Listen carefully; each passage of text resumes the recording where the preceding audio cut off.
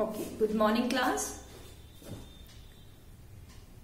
I hope all of you are well.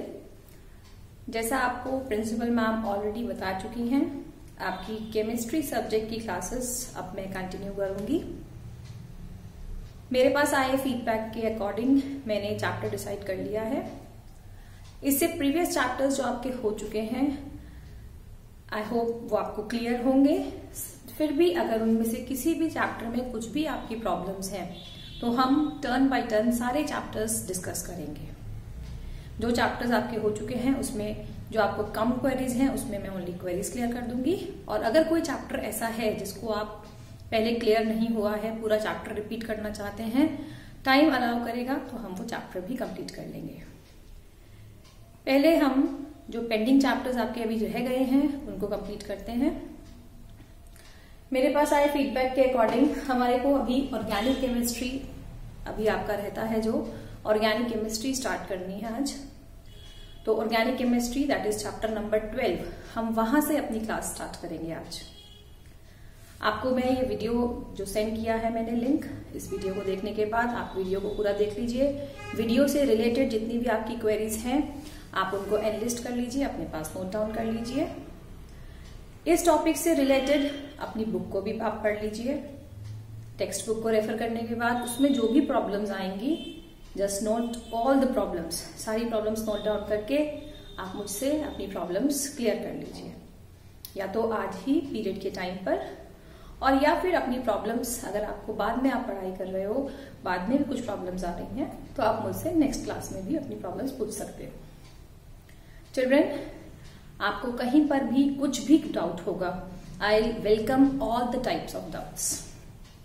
आप मेरे साथ कोऑपरेट कीजिए एंड मैं भी अपनी तरफ से पूरे एफर्ट्स करूंगी कि आपको सभी चीजें, सारे टॉपिक्स बिल्कुल अच्छे से समझ में आ जाएं।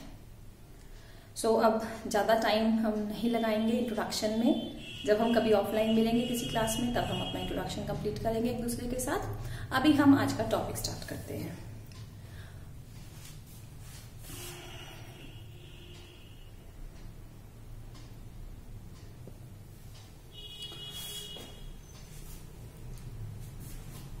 हम स्टार्ट कर रहे हैं चैप्टर नंबर 12। आपकी टेक्स्ट बुक में चैप्टर नंबर 12 जो कि है कार्बनिक रसायन, कुछ मूल सिद्धांत और तकनीकें। देखिए, तकनीकें वाला पोर्शन तो अब आपके सिलेबस से डिलीट ही हो गया है, बट चैप्टर का नाम सेम कंटिन्यू कर रहा है। चैप्टर में अब बेसिकली ओनली कुछ मूल सिद्धांत ही रह गया है। तकनीकें वाला section is no more in the syllabus, वो अब डिलीट हो चुका है। कार्बनिक रसायन, सबसे पहले आप लोग ऑलरेडी छोटी क्लासेस में पढ़ चुके हो। कार्बनिक रसायन क्या होता है? देखिए, कार्बन वर्ड से समझ में आ रहा होगा कि कार्बनिक रसायन कहीं ना कहीं कार्बन से कनेक्टेड है। आपने अलग अलग एलिमेंट्स के नाम पढ़े हैं, कार्बन, सल्फर, ऑक्सीजन, नाइट्रोजन। तो कार्बन एक ऐसा तत्व है, एक ऐसा एलिमेंट है जिसके पास कुछ विशेष गुण है। वो दो गुण जो मुख्यतः कार्बन के पास है ओनली, वो है चतुष्संयोजकता और श्रृंखलन। इसके बारे में थोड़ा बहुत आपने क्लास 10th में पढ़ के आए होंगे, इसलिए हम इसको थोड़ा ब्रीफ में डिस्कस करते हैं। तो कार्बन तत्व के पास चतुष्संयोजकता एवं श्रृंखलन, ये दो मुख्य गुण हैं, जिसकी वजह से कार्बन इतने कंपाउंड्स, इतने यौगिक बना सकता है जिसकी कोई गिनती नहीं है। तो कार्बन अनगिनत यौगिक बनाने की क्षमता रखता है। अब इतने सारे यौगिकों को आप एक ही साथ पढ़ने बैठोगे तो आपकी थोड़ी पढ़ाई में, स्टडीज में केओस क्रिएट हो जाएगा। तो क्या किया है, कार्बन को एक अलग केमिस्ट्री, एक अलग शाखा प्रदान कर दी। तो कार्बनिक रसायन क्या है? ये हमारी रसायन शास्त्र की वह शाखा है जिसमें हम कार्बन और कार्बन के यौगिकों का अध्ययन करते हैं। ठीक है, कार्बन के मुख्य यौगिक, सिर्फ इनके बारे में जब हम पढ़ाई करते हैं या अध्ययन करते हैं तो वो कहलाता है हमारा कार्बनिक रसायन। क्लियर? नेम से बड़ा साफ साफ समझ में भी आ रहा है। कार्बनिक रसायन मतलब रसायन शास्त्र का वह शाखा जिसमें हम कार्बन और उसकी यौगिकों का अध्ययन करेंगे। अब मैंने आपको बोला कि कार्बन मतलब कार्बन को ही इतनी इंपॉर्टेंस क्यों दे दी? ऑक्सीजन के लिए तो अलग शाखा नहीं बना दी, है ना, नाइट्रोजन के लिए तो अलग शाखा नहीं बना दी, तो कार्बन के पास कुछ तो विशेष होगा जो उसको एक अलग शाखा दे दी गई है। वो क्या है? दो विशेषताएं, मैंने अभी आपको पहले भी नाम बताया था। वो दो विशेषताएं हैं चतुष संयोजकता और श्रृंखलन। सी, चतुष संयोजकता, चतुष मतलब 4। कार्बन का जो संयोजकता है वो 4 है। 4 संयोजकता और भी तत्वों में मिल सकती है, ठीक है, लेकिन कार्बन को इस संयोजकता का बहुत एडवांटेज, बहुत फायदा मिलता है। ये सबको पता होगा। कार्बन की परमाणु संख्या कितनी है? 6, है ना? ये सब तो पढ़ा हुआ है आप लोगों ने छोटी क्लासेस में। तो कार्बन, ओके दिख नहीं रहा होगा, थोड़ा नीचे लिखती हूं मैं। देखिए यहाँ पे मैं बता देती हूँ। कार्बन की जो परमाणु संख्या है वो है 6। इस 6 संख्या का मतलब क्या हो गया कि कार्बन के पास इलेक्ट्रॉनों की संख्या भी 6 हो गई। आप इसका इलेक्ट्रॉनिक विन्यास करोगे। जब इलेक्ट्रॉनिक विन्यास करते हैं तो क्या मिलेगा हमको? 2, 4।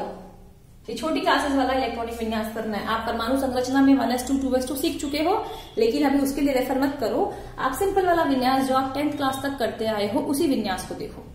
कार्बन 6 परमाणु संख्या मतलब 6 इलेक्ट्रॉनों की संख्या। इलेक्ट्रॉनिक विन्यास से K शेल, इसमें आपके पास 2 इलेक्ट्रॉन्स हैं, L में 4 इलेक्ट्रॉन्स हैं।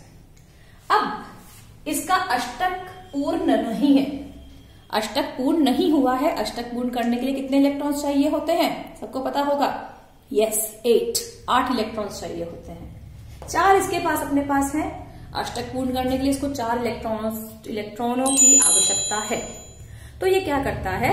ये 4 इलेक्ट्रॉन्स को, जस्ट अ मिनट, ये 4 इलेक्ट्रॉन्स को आपस में शेयर करता है, साझेदारी हो जाता है।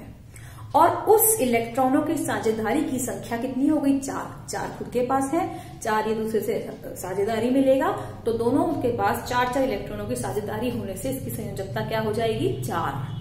इसीलिए हम इसको कहते हैं कि यह एक चतुष संयोजक तत्व है। इसकी संयोजकता 4 हो गई, ठीक है। पहला गुण तो ये है कार्बन का। दूसरा गुण आ गया श्रृंखलन। अब श्रृंखलन क्या होता है? कार्बन को कोई और कार्बन दिखा, कार्बन से उसने हाथ मिला लिया, एक चेन बन गई, 2 कार्बन हो गए। तीसरा कार्बन कहीं और से दिख गया, उसने उसके साथ भी हाथ मिला लिया, 3 कार्बन हो गए, 4 कार्बन हो गए, 5 कार्बन हो गए, 6 कार्बन हो गए। कार्बन के पास इतनी स्ट्रॉन्ग बॉन्डिंग होती है कि कितने भी कार्बन जुड़ जाए उनकी चेन लंबी होती ही चली जाएगी, उनकी श्रृंखला बनती ही चली जाती है, ठीक है। ये प्रॉपर्टी, ये जो गुण है, ये भी केवल कार्बन के पास है कि कार्बन के साथ ही लंबी श्रृंखलाएं बनाता चला जाता है। तो श्रृंखलन क्या गुण है कि एक कोई तत्व अपने ही समान तत्व के साथ श्रृंखला बनाएगा, इसको हम कहेंगे श्रृंखलन। अब श्रृंखलन जो होता है ना, श्रृंखलन आपके पास ये भी किसी किसी तत्वों में अवेलेबल है, जैसे आपके पास सिलिकॉन में होता है, फास्फोरस में होता है, कार्बन में तो है ही। कार्बन के पास सबसे ज्यादा स्ट्रॉन्ग है ये श्रृंखलन के गुण। साथ में चतुष्संयोजकता भी आ गई। तो ये दोनों गुण कार्बन को एक अलग विशेषता प्रदान कर देते हैं, जिसकी वजह से कार्बन को कार्बनिक रसायन जैसी हमें एक अलग शाखा प्रदान करनी पड़ गई। अंडरस्टूड? कार्बनिक रसायन समझ में आया सबको क्या होता है? ओके। अब कार्बनिक रसायन में हम सिर्फ कार्बन के बारे में ही पढ़ते जाएंगे, लेकिन इसको पढ़ने से पहले आपको कुछ बेसिक कॉन्सेप्ट्स, कुछ सिद्धांत, मूल सिद्धांत आपको क्लियर होने चाहिए, ठीक है। तो देखो, कार्बन की चतुष्संयोजकता से हमें क्या पता चला कि कार्बन एक समय पे मैक्सिमम 4 तत्वों के साथ आबंध बना सकता है, 4 तत्वों के साथ वो बॉन्डिंग कर सकता है।